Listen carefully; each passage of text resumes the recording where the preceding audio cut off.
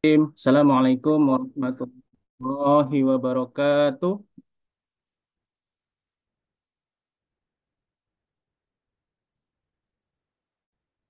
Alhamdulillah, bersyukur kepada Allah Subhanahu wa taala. Salawat dan salam dari Banjung Alam Baginda Rasul Muhammad sallallahu alaihi wasallam.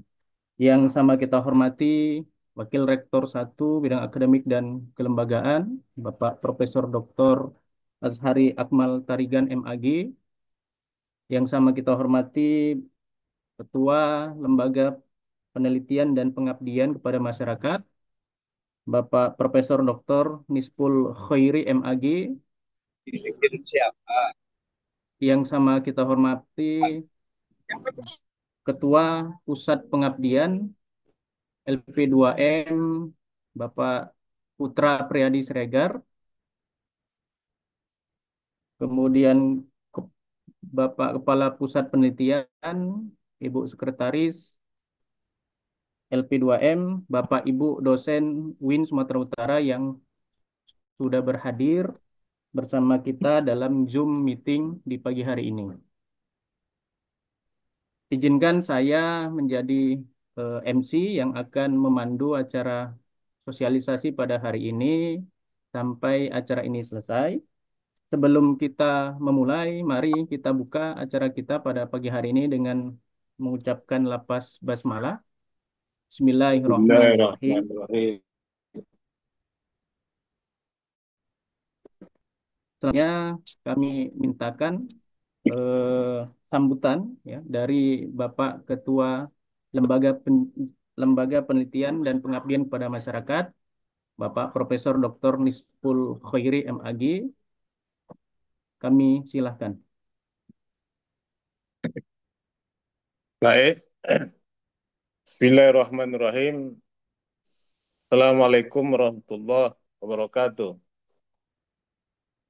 Allah. Alhamdulillah alladzi hadana li hadza ma kunna linahtadi laula an hadanallah. Asyhadu an la ilaha illallah wahdahu la syarikalah wa asyhadu anna Muhammadan abduhu wa rasuluh la nabiyya ba'dah. Syukur kita kepada Allah Subhanahu wa taala yang senantiasa melimpahkan rahmat, taufik dan inayah kepada kita bersama sehingga pada pagi ini kita dapat berkumpul, berhadir dalam rangka mengikuti sosialisasi penelitian berbasis pengabdian kepada masyarakat. Semoga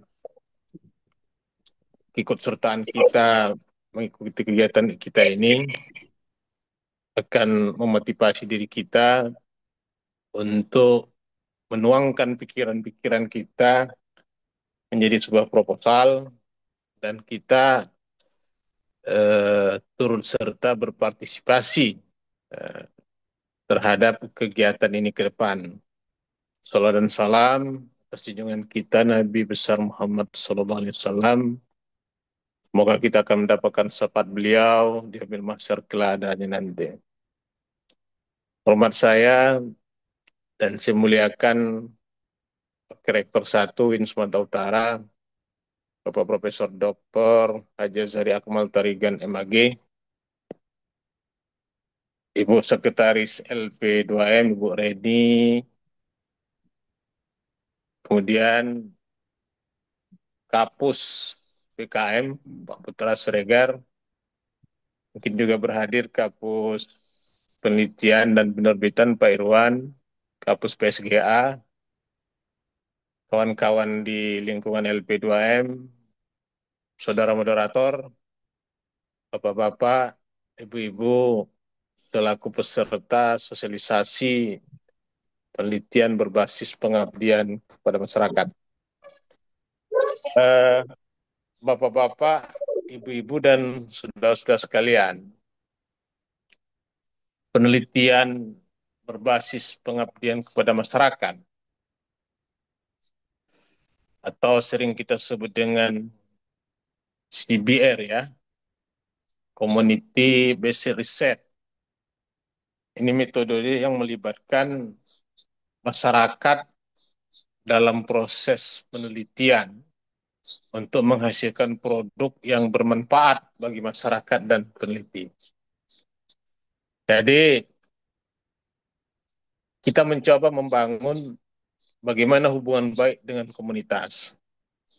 Ya, pada intinya kita akan turun langsung ke lapangan untuk memahami masalah dan kebutuhan masyarakat.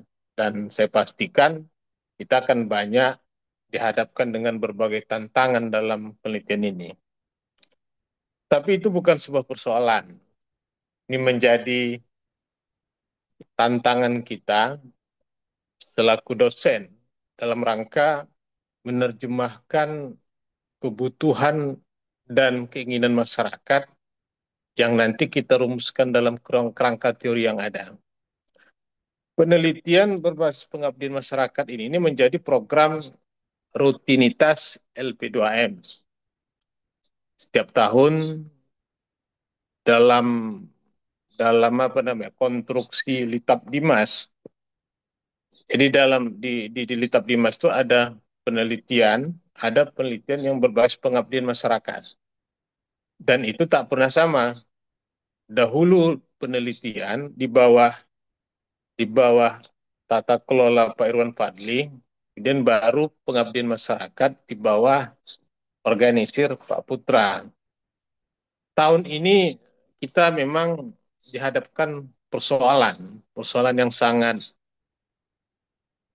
krusial lah saya katakan terkait dengan anggaran, terutama terkait dengan efisiensi anggaran.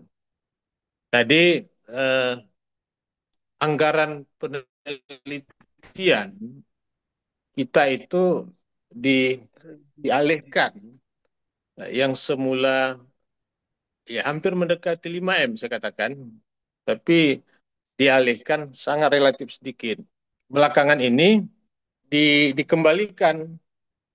Jadi seluruh petikin yang ada itu merasa berbahagia dikembalikan. Tapi sampai hari ini juga eh, belum ada kepastian, terutama terkait dengan apa namanya kegiatan yang faktor pendukungnya lah. Nah, tapi kita jalan saja. Nanti ada informasi dari keuangan di tanggal 12 Mei ini, di situ nanti kepastiannya. Tapi karena dalam rangka mengejar waktu, kita terus tetap jalan. Karena ini sudah bulan 5, kapannya kita mulai? Kalau sebelumnya kebijakan yang kita buat ketika anggaran ini dikurangi, eh, jumlah uang yang dikurangi. Klaster tetap, jumlah orang tetap, tapi jumlah uang yang kita kurangi. Mungkin juga ini ke depan seperti itu, tapi setelah dapat informasi dalam 3 minggu ini, sudah dikembalikan secara utuh, ya Alhamdulillah kita bisa lakukan sosialisasi dan kita akan mulai langkah-langkah kegiatan, mulai daripada penelitian, termasuk juga dalam hal ini adalah penelitian berbasis kebutuhan masyarakat. Yang pastinya, saya selalu katakan, setiap ada ruang penelitian, ini harus kita ikuti. Kita berbahagia sekali hasil pengumuman versi Edureng, ya, Edureng Maret 2025 kemarin, UIN itu masuk dalam kelompok ranking 6. Jadi dari mungkin ratusan, baik Petikin maupun PTN, kita alhamdulillah masuk dalam ranking ranking 6 dengan indikator, ya salah satu di antaranya indikator penelitian. Hampir 45% kita diberi skor, 45% penelitian, 45% non-akademik, dan 10% itu adalah alumni. Tiga indikator inilah yang memberikan sumbangan kepada UIN Sumatera Utara, sehingga UIN Sumatera Utara mendapat peringkat 6 versi Edureng. Nah, tentunya ini memotivasi kita untuk meningkatkan kapasitas penelitian kita lebih baik lagi ke depan. Oleh karena itu, penelitian ini saya selalu katakan menjadi kebutuhan dua hal. Pertama, kebutuhan diri kita. Setiap dosen itu wajib untuk meneliti. Setiap dosen itu wajib mengembangkan pikiran-pikiran yang dituangkan di dalam sebuah penelitian. Hasil penelitian untuk diri kita. Paling tidak meningkatkan kapasitas kita sebagai dosen.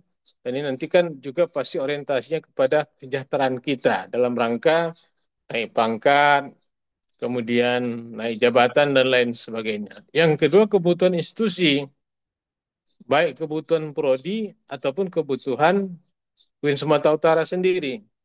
Semakin banyak hasil produk penelitian dosen-dosen UIN Sumatera Utara, semakin banyak produk penelitian yang terdokumentasikan, ini akan semakin menambah citra wajah UIN Sumatera Utara. Apalagi Litap Dimas ini sebuah ruang yang memang walaupun sifatnya kompetitif, tetapi cukup membantu dosen meringankan biaya penelitian. Ketika Anda nanti lolos, ya anggaran disiapkan, ya paling tidak membantu kita dalam rangka menguatkan diri kita sekaligus institusi kita dalam kerangka Tridharma perguruan tinggi itu sendiri. Oleh karena itu, saya sangat mensupport pada bapak-bapak, ibu-ibu, dan saudara-saudara sekalian, mari berkompetisi, berkompetisi yang sehat lah ya. Tuangkan segala pikiran-pikiran, mudah-mudahan Anda akan menjadi pemenang dari klaster ataupun kategori penelitian yang berbasis pengabdian kepada masyarakat itu. Saya mengucapkan terima kasih kepada Pak Putra selaku Kapus Pengabdian Masyarakat yang hari ini kita mulai sosialisasi, mungkin nanti segala teknis, waktu, sekaligus skema-skema yang akan dibuat akan dijelaskan oleh Pak Putra secara detail mungkin. Mohon maaf segala kekurangan. Terima kasih kepada Bapak-Bapak, Ibu-Ibu, dan saudara-saudara sekalian. Mari kita buka kegiatan sosialisasi pengabdian, sosialisasi penelitian berbasis pengabdian kepada masyarakat ini dengan sama-sama kita membaca Bismillahirrahmanirrahim. Allahumma fiq lamik thorik. Assalamualaikum warahmatullahi wabarakatuh. Waalaikumsalam warahmatullahi wabarakatuh. Baik Bapak Ibu, kita lanjut acara berikutnya yaitu arahan ya dan bimbingan yang akan disampaikan oleh Wakil Rektor 1 Bapak Profesor Dr. Azhari Akmal Tarigan MAG. Kami silahkan. Bismillahirrahmanirrahim. Assalamualaikum warahmatullahi wabarakatuh. Waalaikumsalam warahmatullahi wabarakatuh. Warahmatullahi Alhamdulillahirabbil wabarakatuh. alamin wa bihi nasta'in ala umur dunya waddin. Wassalatu wassalamu ala asyrafil anbiya'i wal mursalin wa ala alihi wa ashabihi Rasulillah ajma'in. Amma ba'd. Yang kita hormati Ketua LP2M Profesor Dr. Despul Khair, para kapus yang hadir, kapus penelitian, kapus pengabdian kepada masyarakat, juga sekretaris LP2M dan seluruh para dosen yang hadir pada acara sosialisasi pengajuan proposal pengabdian kepada masyarakat atau penelitian berbasis pengabdian kepada masyarakat 2025. Kita sudah mendengar dari Pak Kepala Lembaga, Ketua Lembaga LP2M yang sudah menghantarkan kita beberapa hal penting kaitannya dengan acara kita pada pagi ini. Namun kalau saya melihat di dalam keterlibatan peserta pada acara sosialisasi ini, itu partisipannya 31 orang ya. 31 orang dari 600 lebih dosen kita. Saya tidak tahu kenapa yang hadir eh, 32 orang tambah satu, hilang satu lagi 31. Kalau angkanya ini dilihat. Apakah ini sosialisasi tidak sampai atau seperti apa gitu. Karena kalau kita bicara sosialisasi, maka yang diperlukan adalah society-nya, masyarakatnya atau pesertanya yang banyak ya, yang membutuhkan sosialisasi atau informasi penting yang diberikan. Tapi hari ini kita memang sudah bergerak tidak pada pada jumlah ya, tidak pada jumlah tapi pada kualitas. Dan ini memang amat sangat terkait dengan kebutuhan para dosen untuk menyempurnakan tridharma perguruan tingginya. Karena memang seorang dosen itu selalu disebut dosen yang meneliti, dosen yang mengabdi kepada masyarakat. Dosen yang meneliti, hasil penelitian itulah yang kemudian dia ajarkan kepada mahasiswa. Maka di titik itu akan ada pengembangan ilmu pengetahuan.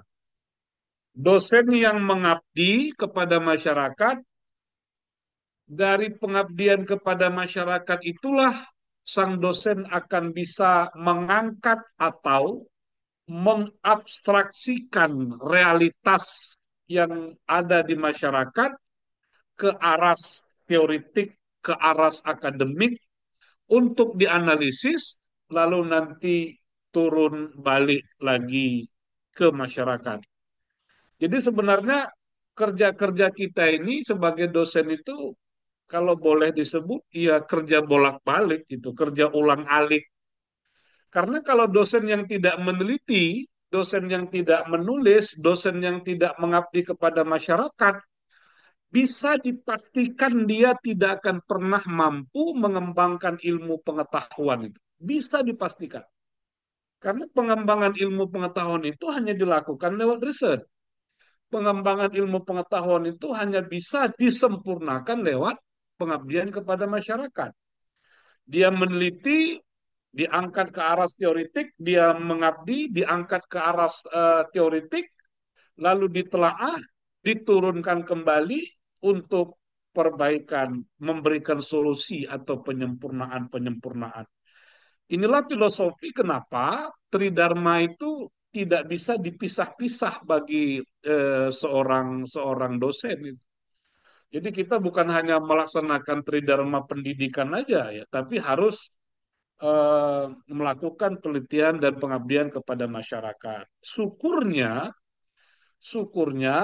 negara dalam hal ini Kementerian Agama masih memberikan fasilitas itu kepada para dosen untuk melakukan penelitian dibiayai oleh kementerian, juga PKM dibiayai oleh kementerian, bahkan juga dibiayai oleh lembaga-lembaga donor lainnya. Sebenarnya ini menunjukkan betapa pentingnya kegiatan ini untuk kita lakukan.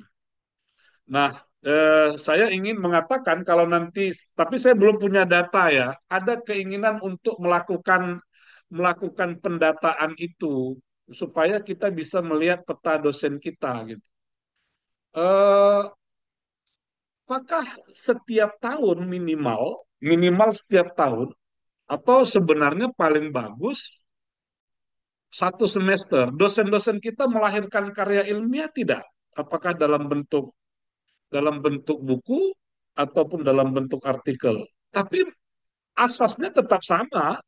Kalau tidak ada riset yang dia kerjakan, tidak ada pengabdian yang dia lakukan, maka tidak ada buku yang akan dia terbitkan. Tidak ada artikel jurnal yang dia terbitkan. Ini menjadi pikiran kita bersama. Teman-teman dosen sekalian, dalam konteks acara kita hari ini, kita sedang eh, memasuki satu kegiatan penting yang diselenggarakan oleh LP2M, khususnya Pusat Pengabdian kepada Masyarakat, yaitu pengajuan proposal pengabdian kepada masyarakat tahun 2025.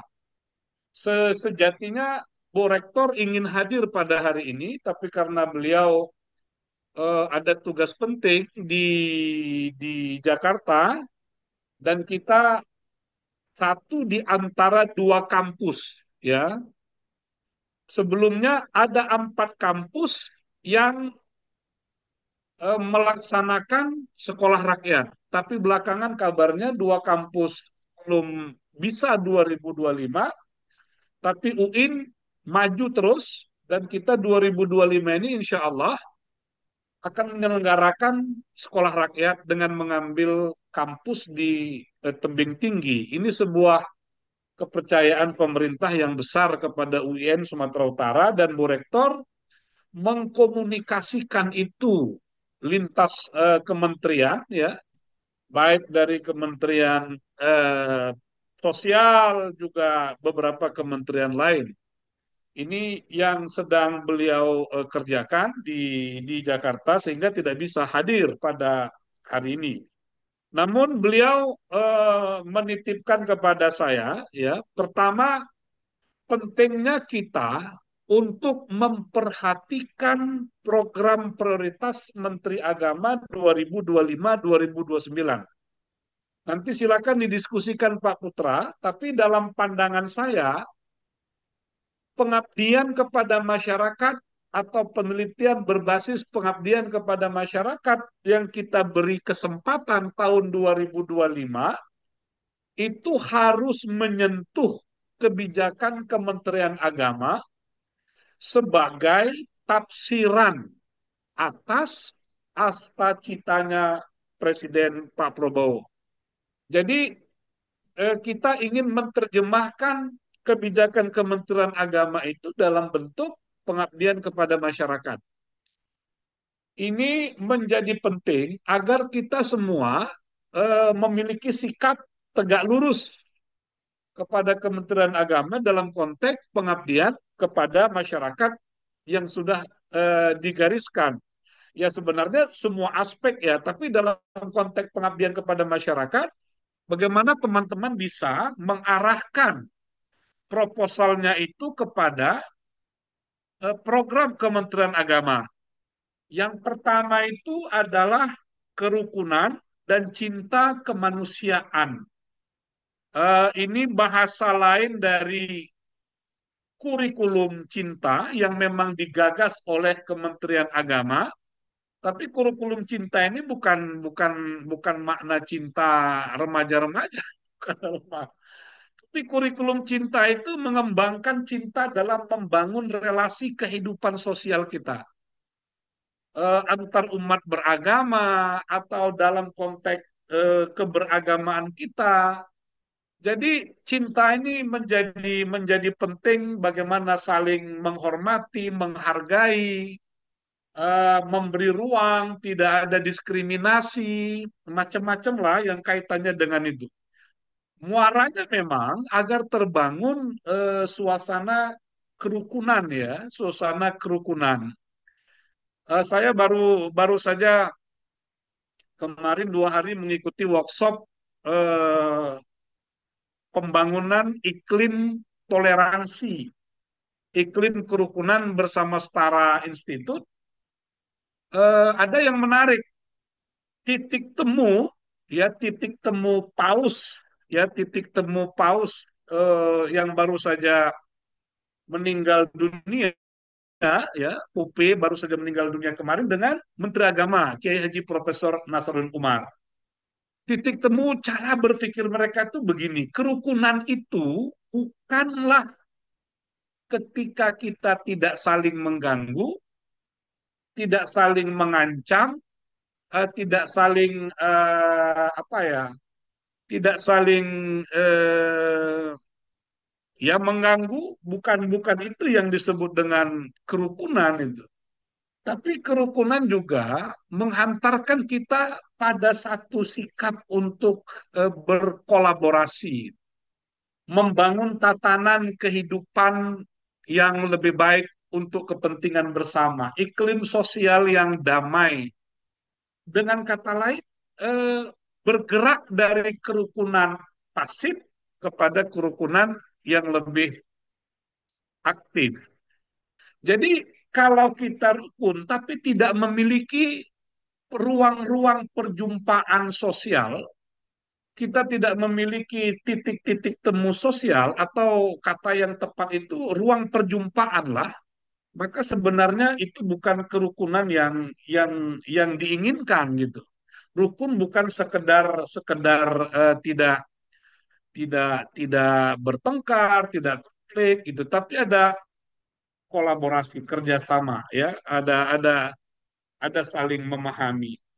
Nah, dalam konteks Sumatera Utara, eh, teman-teman sekalian, saya ingin memberi catatan ya, beberapa beberapa isu kita yang menjadi nasional itu mencuat seperti Tanjung Balai, itu kasus kemarin yang baru-baru ini eh, juga ada beberapa tempat itu ya. Ini bisa dijadikan ya sebuah sebuah lahan ya untuk bagaimana kita membangun iklim kerukunan, ekosistem kerukunan di daerah-daerah yang dalam kacamata kita amat sangat penting.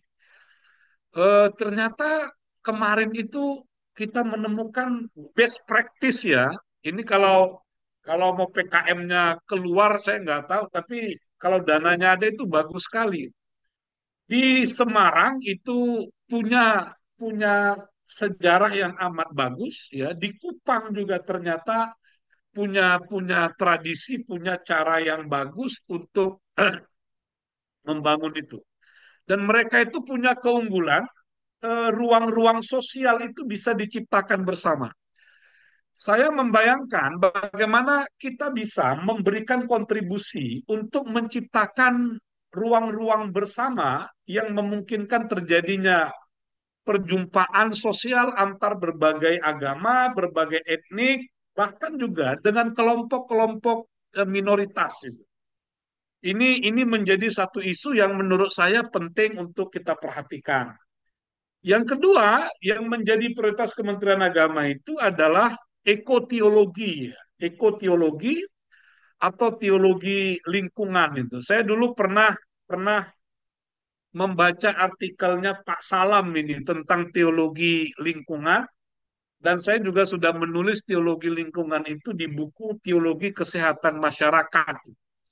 Ini menjadi amat penting itu. Tentu kita bisa melakukan literasi, melakukan edukasi di beberapa wilayah yang memang rawan bencana. Kita bisa membangun sebuah perspektif baru ya tentang teologi lingkungan atau ekoteologi, uh, dan ini lebih lebih lebih lebih apa ya? Lebih memberi perspektif baru bagi masyarakat yang saya mengistilahkan kesadaran baru untuk mewariskan sesuatu yang lebih berharga buat generasi mendatang.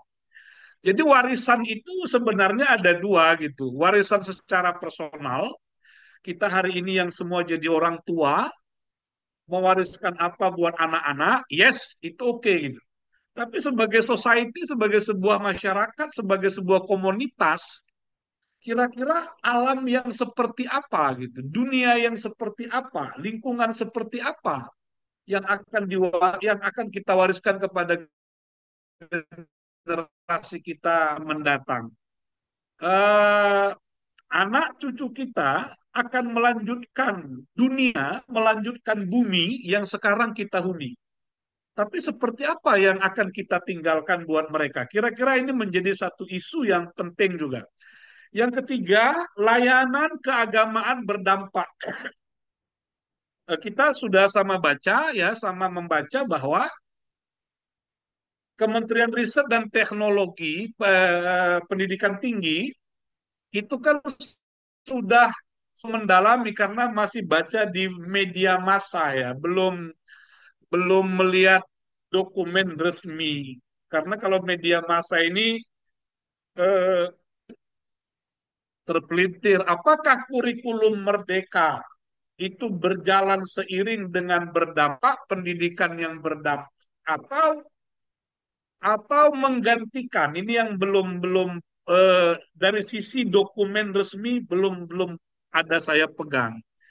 Nah, tapi isu yang paling penting itu adalah berdampaknya itu. Di Kementerian Agama kita ingin membangun sebuah institusi yang memberikan pelayanan kepada masyarakat, tapi bukan sekedar layanan, melainkan layanan yang berdampak. Kalau kita melihat ujung tombak kita eh, apa KUA, kantor urusan agama, dengan memiliki sekian banyak penghulu-penghulu, apakah itu berdampak ya? Tapi dalam dalam pandangan saya ini perlu didalami, dikaji. Ada kecenderungan penyuluh-penyuluh agama, penghulu-penghulu agama itu fokus pada tupoksinya gitu. Padahal banyak banyak hal lain yang bisa kita kerjakan. Membayangkan satu pengabdian kepada masyarakat yang bisa menggambarkan perluasan pengabdian aparatur Kementerian Agama yang memberi dampak kepada masyarakat. Ya, bagaimana kita bisa membuat satu pelatihan, ya, satu satu training. eh, tapi saya tidak ingin menyebutnya training motivasi itu, karena ada ahli Indonesia mengatakan training-training motivasi itu ya sebenarnya ya tidak bisa mengubah apapun gitu. Beda dengan skill. Bagaimana kita lewat pengabdian kepada masyarakat memberi skill kepada kuah-kuah, ya, kepada kepala kantor urusan agama kah, kepada penghulu kah, kepada penyuluh kah, sehingga mereka sebagai ujung tombak itu bisa memberikan dampak yang lebih besar bagi kondisi kehidupan masyarakat. Jadi layanan keagamaan berdampak ini dalam pandangan saya Pak Putra harus menjadi perhatian serius bagi teman-teman yang ingin mengajukan proposal proposal pengabdian kepada masyarakatnya. Tadi saya sebut kuah, ada penghulu, ada penyuluh ya, jumlahnya yang cukup banyak dan itu tidak hanya Muslim, tapi juga ada ke penyuluh-penyuluh Kristen, Katolik dan macam-macam. Yang keempat, pendidikan unggul, ramah dan terintegrasi. Untuk ini kita berkepentingan sebenarnya karena dalam pandangan kita belum ada perhatian serius ya. Kalau perhatian yang sambil lalu mungkin ada gitu. Misalnya kita sebut saja tentang tahfiz-tahfiz Al-Quran. Berapa jumlahnya, lalu apa yang eh, mereka kerjakan, lakukan di dalam bagaimana model pendidikan itu. Kira-kira kontribusi yang diberikan UIN Sumatera Utara dalam kerangka eh, meningkatkan kemampuan atau rumah-rumah tahfiz ini seperti apa? Contoh saja. Tentu banyak banyak contoh-contoh lain. Namun kalau saya memberi catatan pada rumah tahfiz, sependek pengetahuan yang saya miliki, ini menjadi wilayah yang belum belum banyak ya belum banyak disentuh gitu. Eh, mudah-mudahan hatian lah. Yang kelima itu ada dan berdaya. Mungkin Sumatera Utara itu sudah ditawari dua hal ya. Ditawari dua hal. Pertama, menjajaki kemungkinan membuka program studi. Tapi bentuknya belum begitu jelas. Apakah akademik, apakah vokasi. Misalnya untuk kepala-kepala ketua, bukan ketua, pimpinan pesantren, atau vokasi kaitannya dengan manajemen pesantren. Itu kira-kira itulah. Tapi kita belum belum belum menemukan bentuk yang jelas Yang kedua, pusat studi pesantren. Ya, walaupun saya sudah mengantongi beberapa nama yang kita harapkan bisa mengawaki pusat studi pesantren ini. Tapi pesantren berdaya ini yang menurut kita menjadi menjadi penting. Mungkin sudah satu menjelang 2 dekade, perhatian kepada pesantren ini semakin besar, lalu kita ingin masuk pada pesantren berdaya. Apa yang bisa kita berikan, kita kontribusikan kepada pesantren-pesantren untuk memiliki istilah, ada dulu istilah itu daya tonjok psikologisnya kepada masyarakat-masyarakat sekitar ini. Eh, saya kira ini juga isu yang menarik. Yang keenam, ini sudah biasa ya, ini sudah biasa pemberdayaan ekonomi umat. Memang ini tema yang tidak kering-kering ya, tapi jangan pula dipahami ini menjadi lahannya orang PB saja ya, tidaklah gitu. Kita bisa bisa menjadikan ini sebagai lahan ya apa objek yang menarik untuk PKM, pemberdayaan ekonomi ekonomi umat. Uh, Begini, jangan terbayang pemberdayaan ekonomi umat ini sebatas misalnya lembaga-lembaga bank, lembaga-lembaga non-bank, atau lembaga-lembaga keuangan. Gitu. Tapi bagaimana masyarakat bisa diberikan nilai tambah, bisa diberikan skill tambahan, supaya bisa mereka mendaya gunakan potensinya itu untuk meningkatkan produksi. Uh, ya, kalau boleh untuk menyebut contoh dibanding dengan Malang misalnya, bukan Malang, Batu, daerah-daerah itu, mereka bisa menjadikan sesuatu hasil produk dari kampungnya itu memiliki jangkauan yang luas itu, jangkauan yang luas ke ke wilayah ya, wilayah-wilayah di luar dari kota itu sehingga nilai produksinya bertambah gitu. Nah, apa yang bisa kita berikan itu untuk hal-hal seperti ini? Saya kemarin kita lihat di share itu beberapa berita di USU ada ditemukan apa namanya itu eh ya terobosan-terobosan yang dampaknya atau manfaatnya ke masyarakat itu amat sangat terasa. Yang terakhir yang terakhir ini juga penting digitalisasi tata kelola ya, digitalisasi tata kelola. Ya ini misalnya teman-teman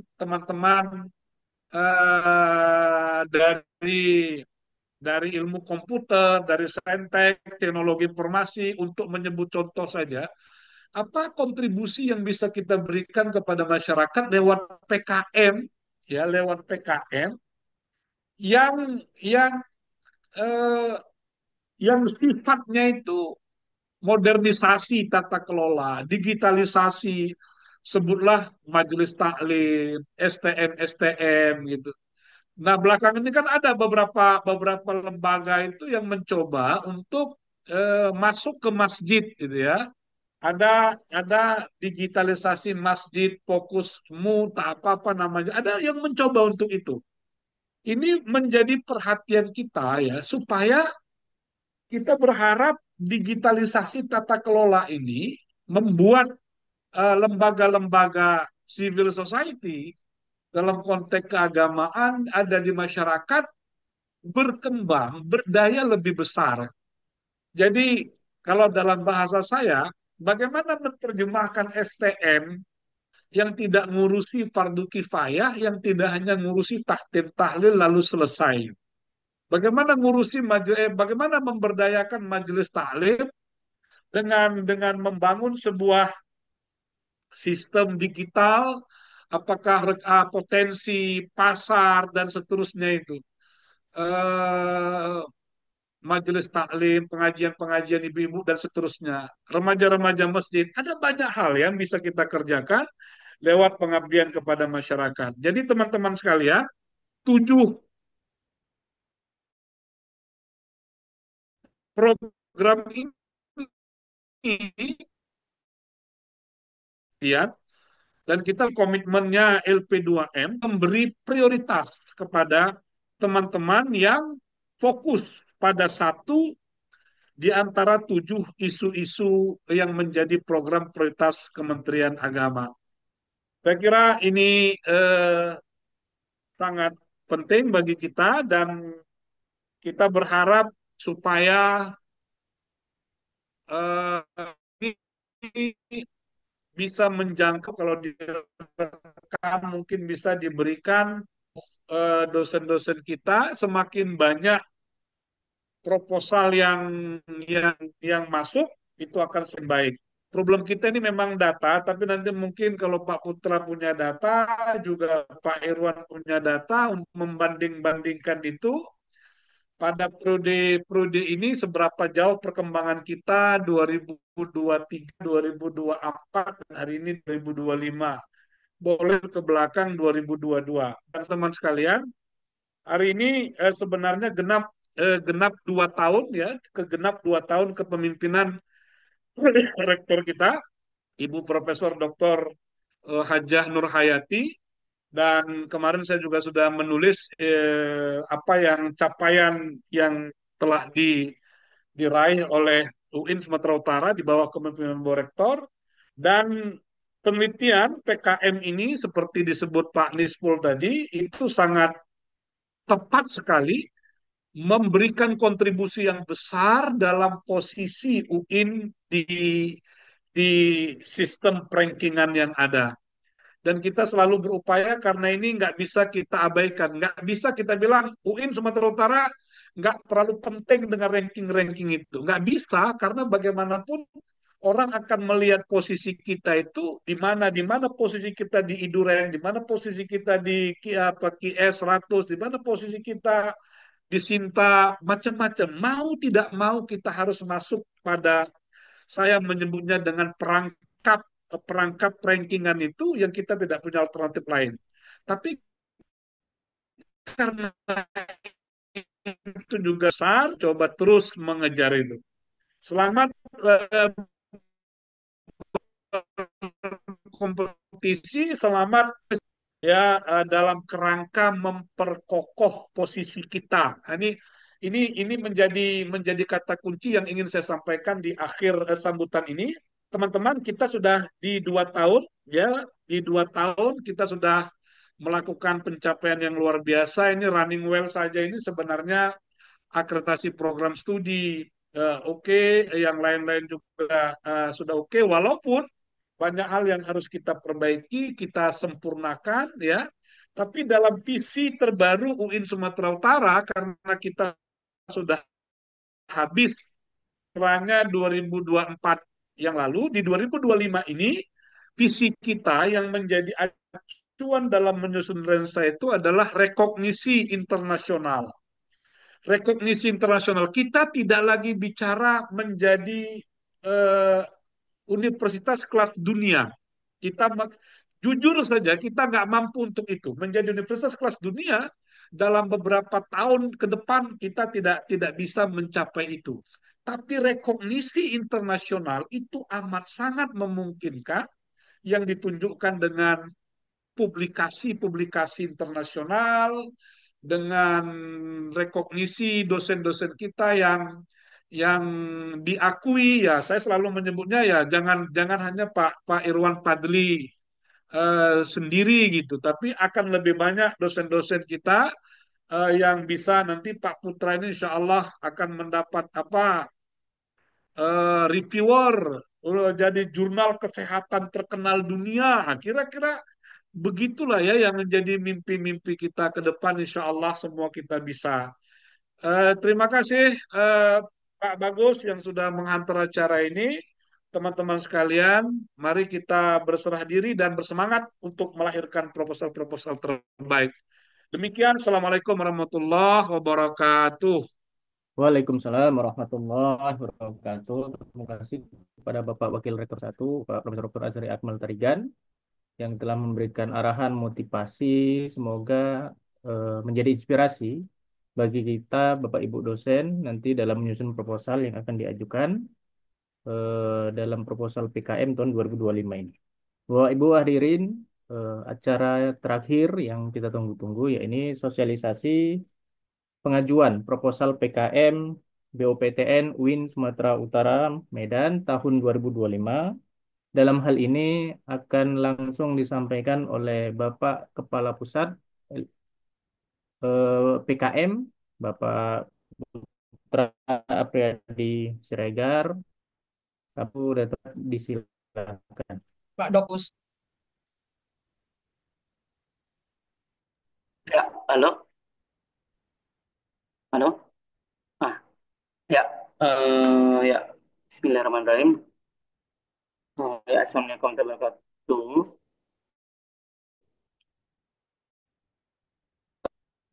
Dengar Pak, dengar. Oke, ya, eh, ya, yang kita hormati tadi ya, ada Bapak Wakil Rektor 1, Bapak Profesor Dr.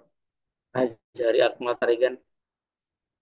Yang kita hormati tadi ada Ketua LP2M, Bapak Profesor Dr. Nisplung Khair, ada ada Ibu Sekretaris ya, Ibu Reni Ria Armayani, ada Bapak Kepala Pusat Penelitian, Bapak Dr. Ridwan Fadli, dan tim dari LPPM. Izin Bapak Ibu, eh, kita mencoba untuk mensosialisasi BPTN PKM tahun 2025 ya. Jadi memang penelitian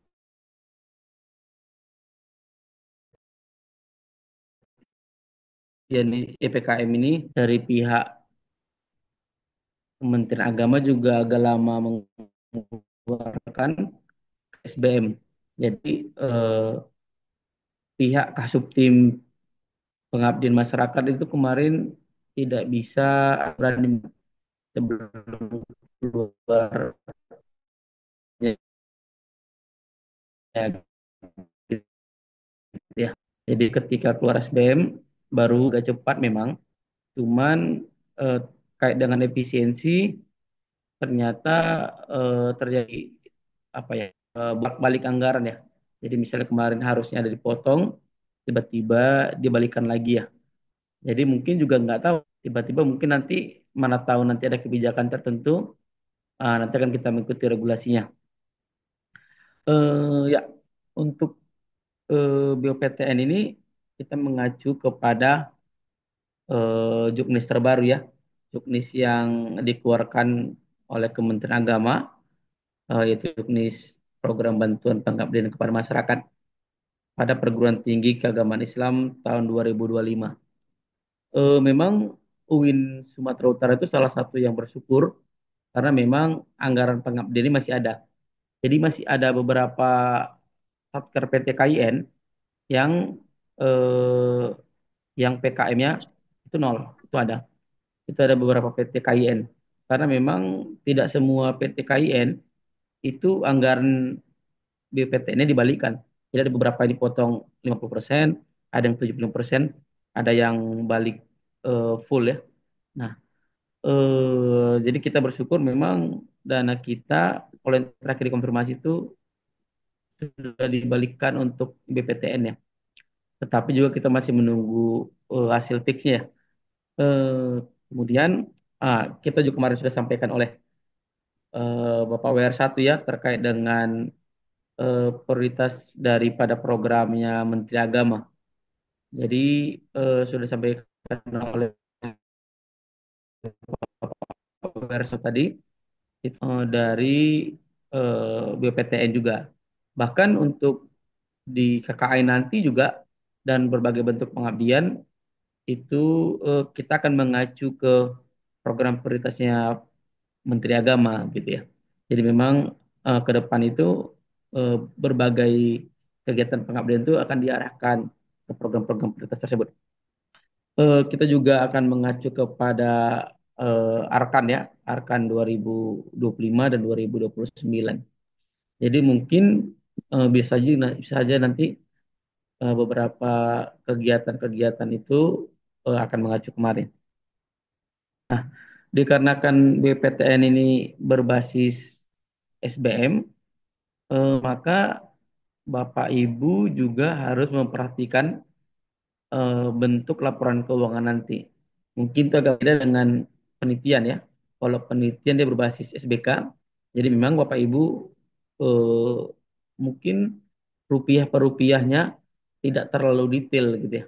Tapi kalau untuk PKM ini dengan berbasis SBM, jadi Bapak Ibu juga harus memperhatikan rupiah per rupiah. Kemarin terakhir diskusi kita dengan beberapa UIN Sunan Ampel itu pada setahun terakhir itu pernah pengembalian dikarenakan di Juknis pelaksanaan salah satu PKM itu 10 minggu, ternyata mereka melaksanakan 8 minggu. Jadi BPK itu minta dikembalikan sebagian anggarannya karena di bawah SBM. Makanya itu kenapa kita harus cepat melaksanakan ini, karena kalau untuk PKM itu ada yang terikat dengan waktu. Misalnya kayak kapasitas tuh berapa minggu gitu ya. Nanti misalnya kalau kayak komunitas berapa minggu. Itu juga menjadi bahan perhatian di pusat pengabdian seperti KAIN karena memang berbasis BN tadi. Jadi durasi waktu itu menjadi penting dan juga nanti juga kita berupaya agar proses cepat dan juga nanti biar waktunya tercapai dan ketika nanti misalnya datang pemeriksaan PK juga sudah sesuai gitu ya. Nah, ini untuk yang pengabdian ya. Sudah jelas memang kalau dari pengabdian itu kita pasti akan berdasarkan hasil penelitian ya.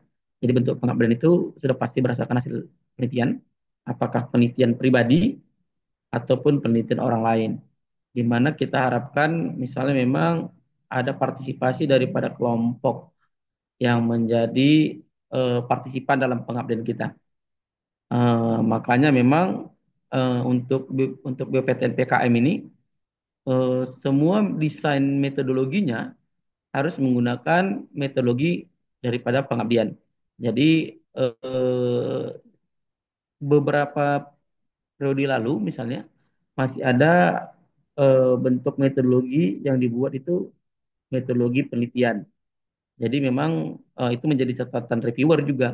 Nah, makanya memang untuk pengabdian ini kita harapkan dari sekarang memang sudah coba menggunakan pengabdiannya berbasis metodologi pengabdian. Apakah bentuknya PAR ya, apakah nanti mungkin action research, atau misal CBR, atau misalnya ABCD, ataupun surface learning.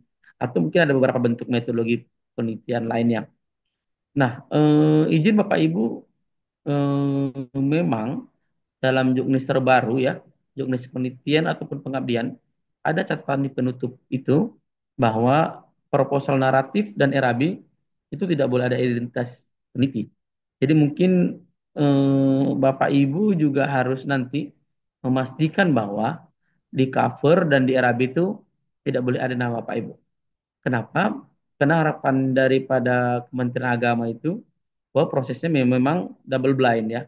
Jadi memang si reviewer tidak mengetahui siapa yang menjadi peneliti atau pengabdi dan juga sebaliknya.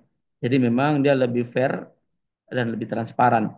Dan itu terdapat di Juknis dan memang ketika misal nanti itu masih ada, mungkin itu akan menjadi syarat yang sangat besar untuk Bapak Ibu tidak diloloskan secara administratif. Makanya itu dari awal sudah saya sampaikan kepada Pak Ibu, mohon untuk proposal itu dan juga di RAB mohon untuk dihilangkan identitas peneliti atau pengabdi. Ini tadi ya untuk kita pakai prioritasnya Menteri Agama ya, itu mungkin dari A sampai G. Bentuknya itu bebas ya, terserah Bapak Ibu ya.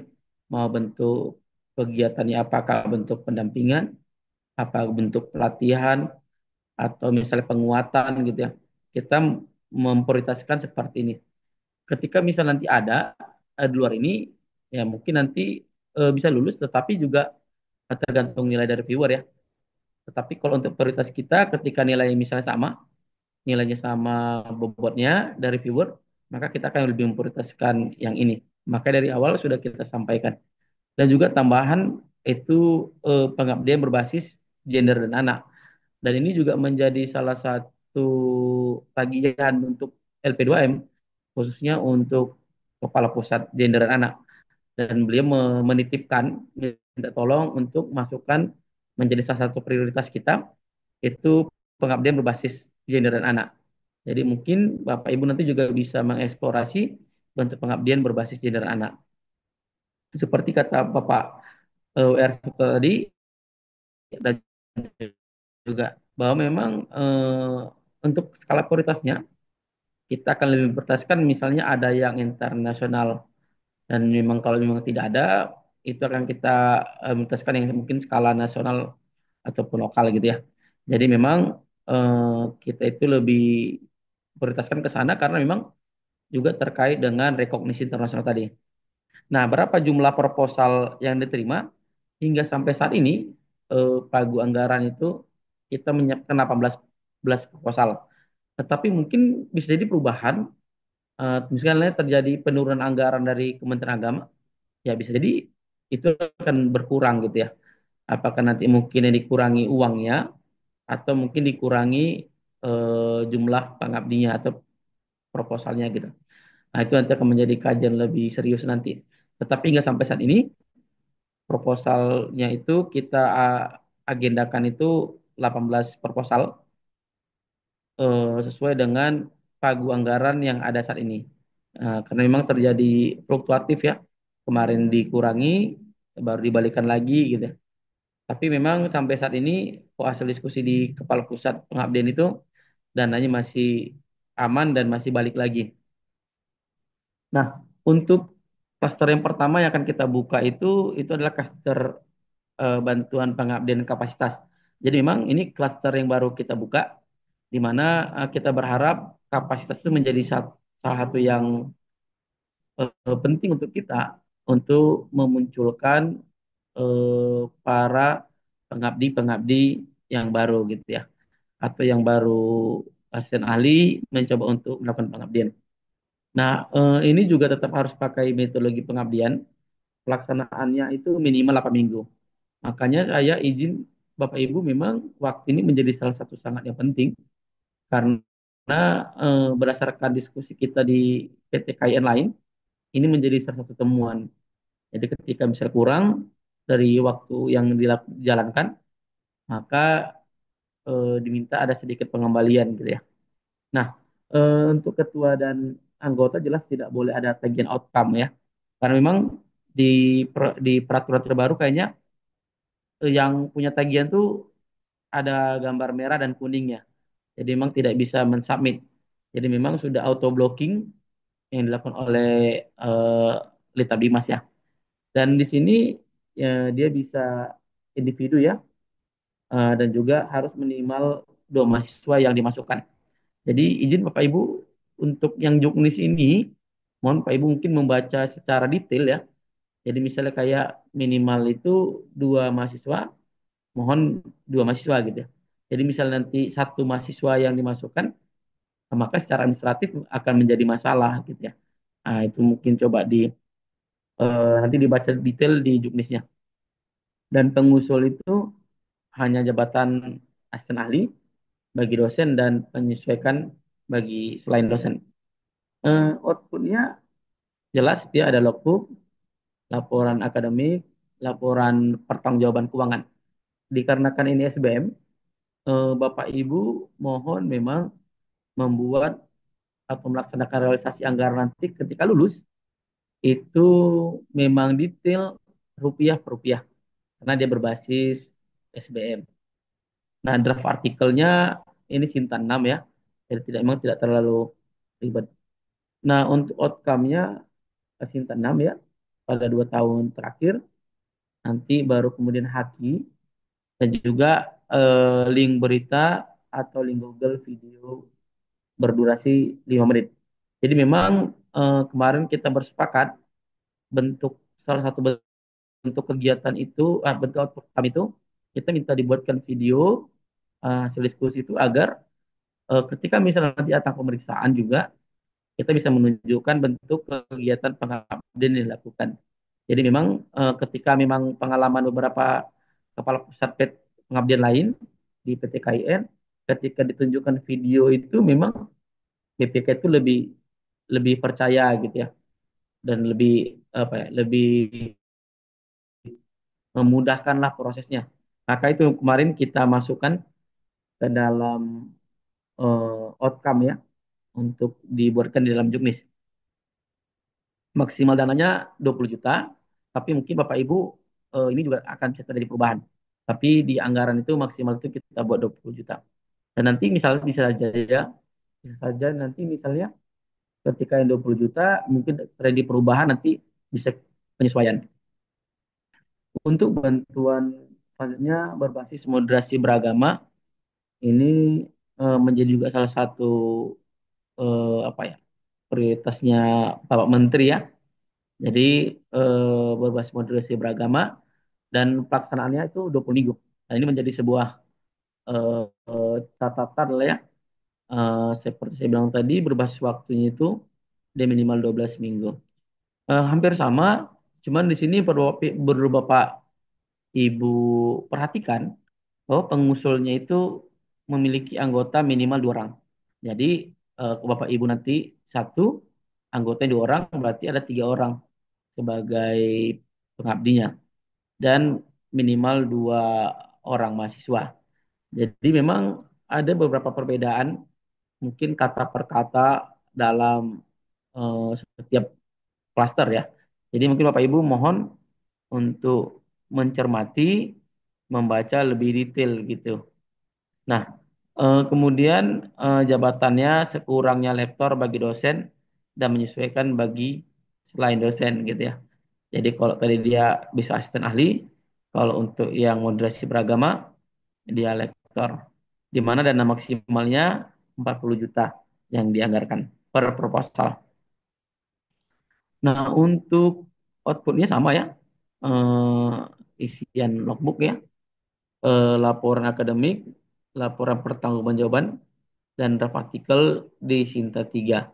Memang untuk eh, pengabdian itu hampir rata-rata itu Sinta 6, 5, dan 3. Hanya yang internasional itu yang berbasis Scopus. Jadi kalau yang lainnya memang dari Sinta 3 pun bisa. Apakah memang harus jurnal pengabdian? Ya, tidak, tetapi memang eh, yang dimasukkan dalam artikel itu adalah bentuk ataupun hasil dari pengabdian yang dilakukan gitu ya.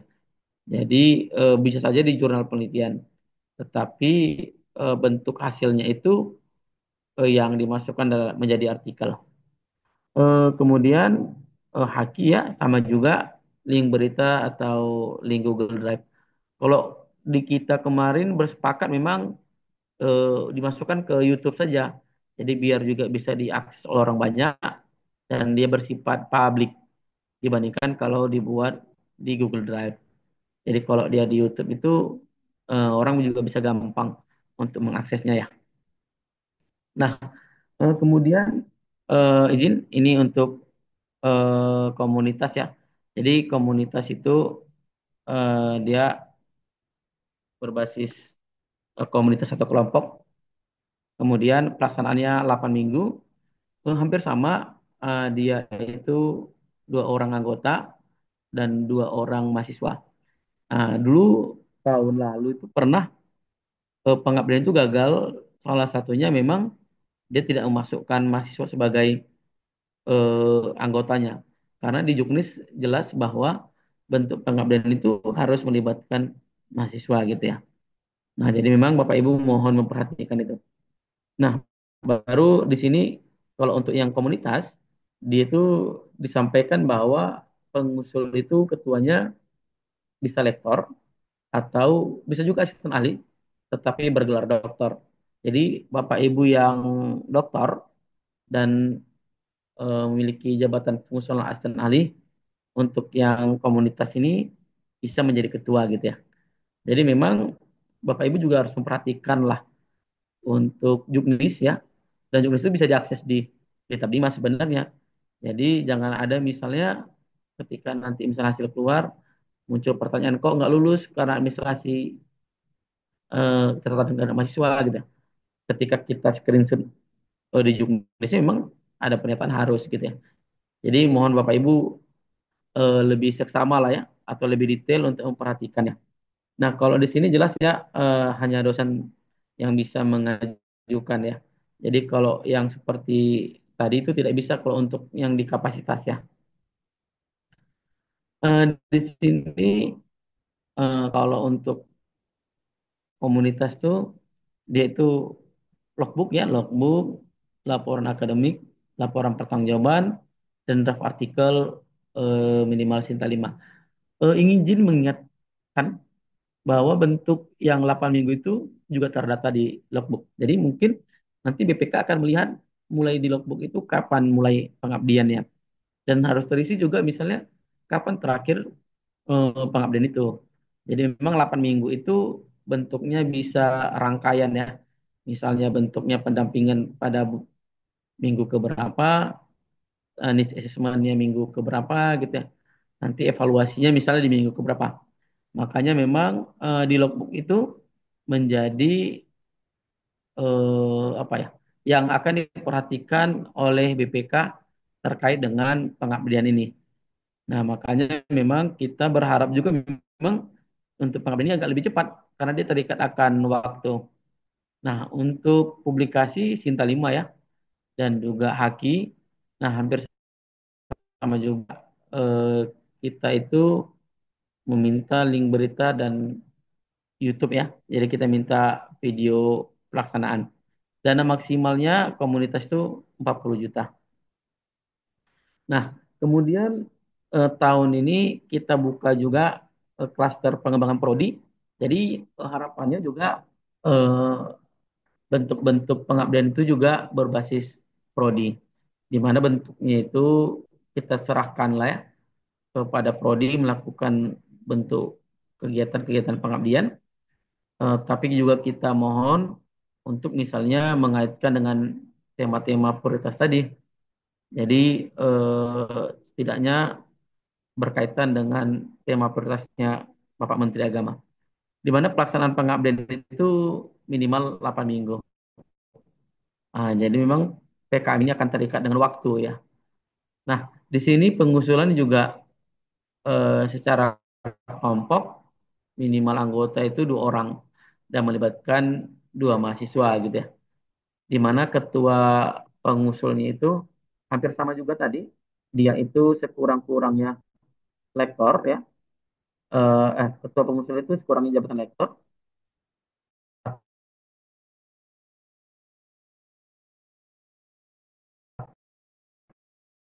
atau asisten ahli bergelar bisa mungkin mengikuti ini.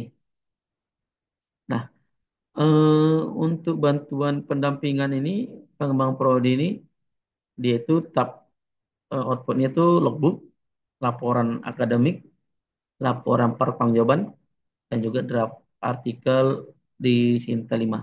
Saya baru teringat izin Bapak Ibu, mohonlah ya, siapapun nanti yang menerima bantuan, coba agak serius dalam melaksanakan pengabdiannya. Tahun lalu itu ada catatan reviewer kita di laporan akhir, masaklah eh, laporan itu hanya 25 halaman gitu ya. Dan kita malu juga kepada reviewernya ya. Masa pengabdi kita untuk membuat laporan akademik saja hanya sebanyak 25 halaman gitu ya. Memang di Juknis tidak ada secara detail jumlah halaman gitu ya. Tidak ada misalnya harus minimal berapa halaman. Tapi mohonlah, kami mohon kepada Bapak Ibu setidaknya layak lah ya untuk membuat laporan. Toh adanya anggaran diberikan negara untuk Bapak Ibu gitu ya.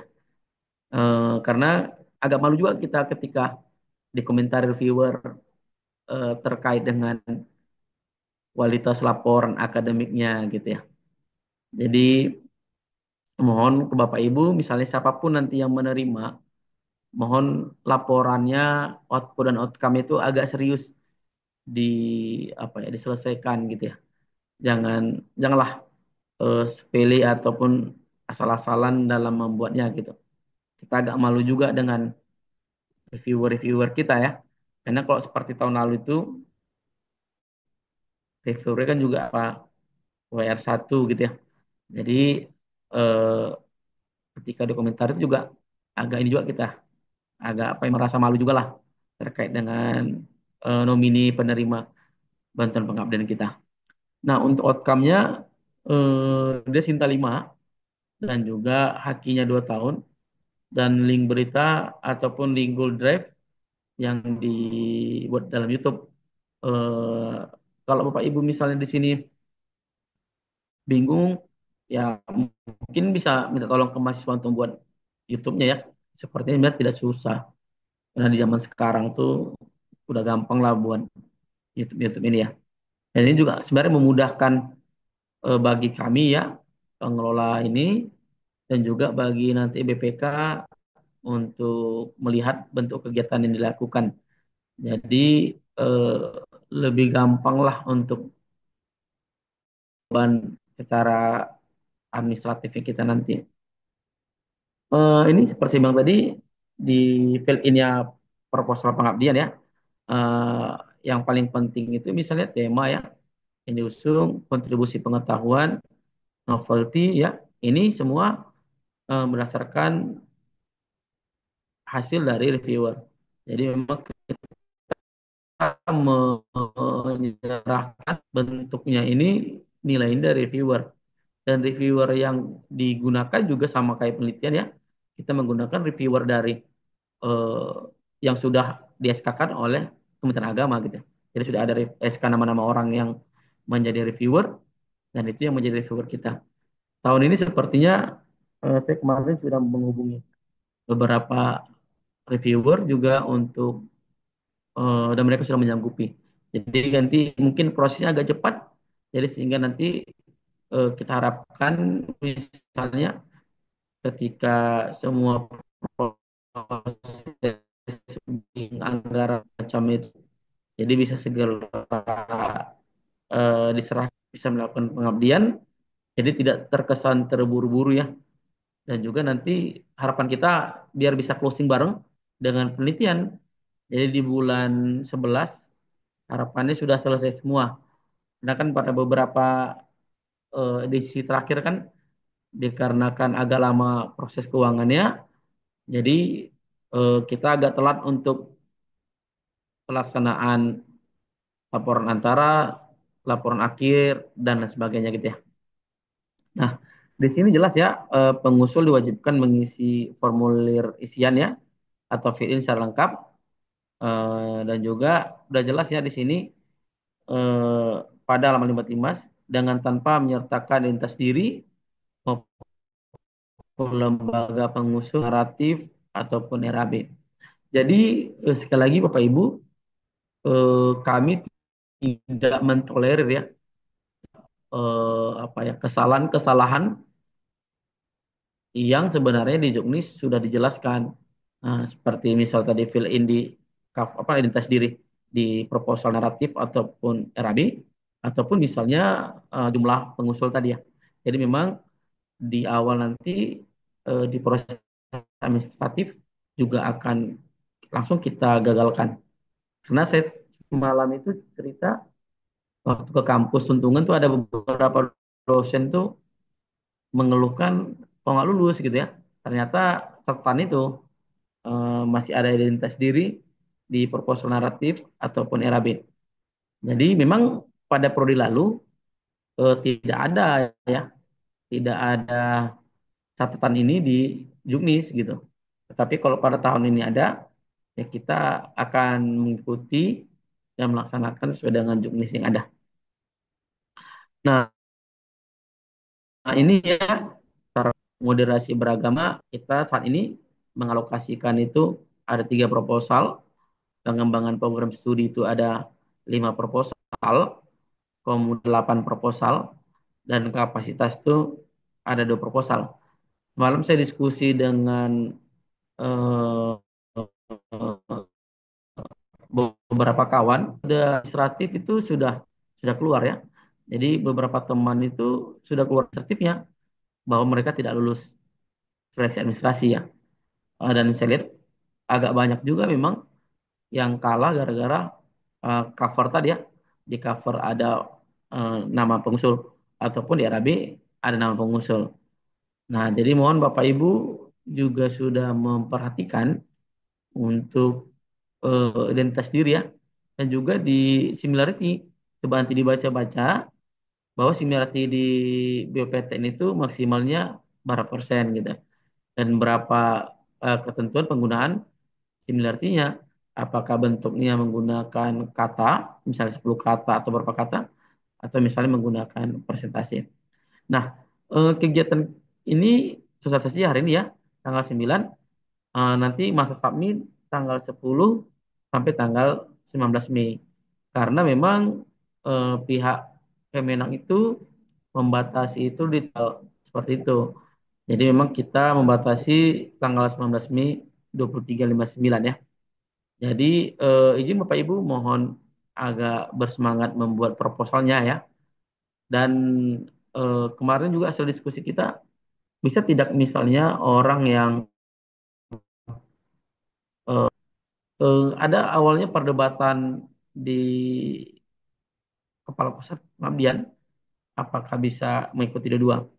Tetapi yang jelas berdasarkan di Juknis bahwa tidak boleh mendapatkan keduanya. Jadi bisa saja mungkin Bapak Ibu mungkin belum yakin dengan proposal penelitian, silakan gitu. Tetapi tidak akan bisa mendapatkan keduanya. Nanti kita lihat mana yang duluan pengumuman. Apakah mungkin kalau penelitian pengumuman duluan, maka nanti yang sudah mendapatkan penelitian sudah pasti akan digugurkan di nah atau mungkin sebaliknya. Tetapi sepertinya memang karena proses penelitian lebih dahulu, sepertinya penelitian pasti akan pengumuman. Nah, jadi mungkin Bapak Ibu yang eh, masih lulus administrasi ya, menunggu seminar proposal, ya kalau ingin mensubmit, silakan saja disubmit. Itu kemarin kesepakatan kita dengan beberapa kepala pusat pengabdian. Tetapi dengan catatan, ketika misalnya sudah menerima bantuan, maka akan kita gagalkan. Dan yang perlu diperhatikan Bapak Ibu ya, tahun lalu itu ada salah satu klaster itu kosong gitu. Artinya dia sudah lulus di kita, ternyata dia ikut di pusat dan lulus di pusat gitu ya. Nah kita mohon Bapak Ibu, mohonlah ketika misalnya mengikuti di pusat, diinformasikan ke kita gitu. Jadi ketika misalnya nanti jangan kosong kan, sayang kan anggarannya itu ketika sudah keluar SK-nya misalnya ternyata ada yang ikut di pusat dan jadi kosong di kita gitu ya. Jadi tahun lalu itu ada kejadian ketuanya rupanya ikut di pusat gitu ya. Nah, ketika pengumuman kan kita dulu pengumuman. Nah, habis itu rupanya pusat pengumuman gitu ya. Dan ternyata dia lebih milih pusat. Nah, kan kasihan anggaran di sini jadi kosong. Makanya mohonlah Bapak Ibu mungkin mengkonfirmasi ya. Ketika misalnya sudah mengikuti yang mana itu dikasih tahu ke kita jadi biar ada kebijakan-kebijakan untuk itu gitu. Kemudian ini ya reviewer proposal ada dua reviewer dan memang full itu untuk penilaian itu kita berikan kepada reviewer ya. Nanti reviewernya itu memang orang-orang yang sudah di-SK-kan oleh Kementerian Agama ya untuk menjadi reviewer dalam Litap Dimas. Dan kami pastikan bahwa reviewernya kita ambil dari pihak eksternal. Kalau tahun lalu itu kita meminta ke Yain Madura, kita minta juga ke Malang ya, ada juga Samarinda, ada di Langsa, dan juga ada di UIN Syarif Kasim. Jadi ada wakil rektornya yang menjadi reviewer kita. Jadi memang kita harapkan memang ini menjadi objektif, transparan gitu ya. Jadi bahkan kalau sekelas WR1 kan tidak mungkin misalnya bisa diintervensi ya, karena juga jabatannya sudah tinggi gitu ya. Ya kita pengen yang seperti itu. Atau mungkin ketua LP2M-nya. Jadi memang harapannya ini transparan ya, menghasilkan pengabdian yang baik, karena ini juga menjadi program atau pengabdian unggulan bagi UIN Sumatera Utara. Jadi kita berharap juga memang menghasilkan kualitas yang baik. Dan untuk apa namanya laporan-laporan yang kurang baik itu akan menjadi catatan bagi kita, karena memang reviewer langsung mengasih tahu atau memberitahu proposal mana kemarin yang laporan akademiknya itu yang 25 halaman gitu, itu ada, itu yang mohon mungkin ke depan perlu kita perbaiki. Ini tahapan ya, jadi mulai dari pendaftaran, ini sosialisasi, begitu pendaftaran nanti administratif, dan hingga nanti misalnya eh, selesai ya. Jadi nanti ada seminar proposal, ada nanti anta dan pada Bapak Ibu untuk melaksanakannya, dan juga ketika sudah melaksanakan juga laporan dan menyelesaikan segera output dan outcome itu dengan baik. Toh sebenarnya ada dananya, jadi kita harapkan Bapak Ibu juga memberikanlah sebaik-baiknya, karena itu akan menjadi catatan kita sebenarnya. Karena kalau sampai sudah reviewer menyampaikan itu kan sebenarnya kita malu ya. Untuk begitu. Mungkin saja izin Pak Bagus, mungkin bisa dibuka sesi tanya jawab ya, atau sesi diskusi. Baik, terima kasih Gus PKM, Pak Putra Predi Sirage. Bapak Ibu hadirin yang berhadir, sudah disampaikan tadi bagaimana isi proposal ya, fill in sampai masa submit proposal itu sendiri. Oleh karena itu barangkali ada beberapa pertanyaan yang akan dikan mungkin bisa jadi terkait dengan program-program prioritas, PK-nya bagaimana dan sebagainya. Oleh karena itu kita buka orang pertama untuk bertanya. Hmm. Bu, Hmm. ada Bu Julpiana? Oh iya, boleh, boleh, boleh. Saya bertanya ya. Boleh, silakan Bu. Assalamualaikum. Assalamualaikum warahmatullahi wabarakatuh. Terima Waalaikumsalam. kasih, Assalamualaikum ya, warahmatullahi terima kasih wabarakatuh. ya atas apa namanya pencerahannya dari Pak WR1, dari Pak Putra tadi, dari Pak Bagus juga. Saya mau bertanya begini ya Pak, ini pertanyaan atau sekedar mau gimana ceritanya begini ya Pak ya. Mau dibilang pertanyaan ataupun ini mungkin kira-kira kemarin sudah beberapa kali itu ikut secara ini ya mendaftar. Tapi memang begini, ada beberapa memang nggak diterima. Maksud saya begini Pak, gimana supaya orang belum pernah mendapatkan bantuan BPTN, walaupun proposalnya mungkin ada kurangan, itu diberikan peluang dulu, diberikan dulu bagaimana supaya bisa diperbaiki. Karena kan begini, saya melihat sepertinya ada orang yang betul sama sekali tidak pernah dapat. Ada orang yang dapatnya itu aja. Maunya artinya ini ya Pak, saya ini unek-unek saja, maunya ada perhatian buat orang yang belum pernah dapat dan dia mungkin dibina lah. Jangan sampai dibinasakan, dibina. Maunya itu diterima. Bagaimana caranya supaya dia dapat, apalagi pengabdiannya di kampus kan sudah lama gitu. Tapi karena memang mungkin proposalnya ada sedikit mungkin yang perlu diperbaiki, artinya diberikanlah dia peluang. Begitu ya Pak ya. Oke, terima kasih Pak Bagus. Assalamualaikum. Waalaikumsalam warahmatullahi wabarakatuh. Terima kasih Bu Julpiana Hirni. Bapak Ibu yang lain mungkin ada. Kami silahkan.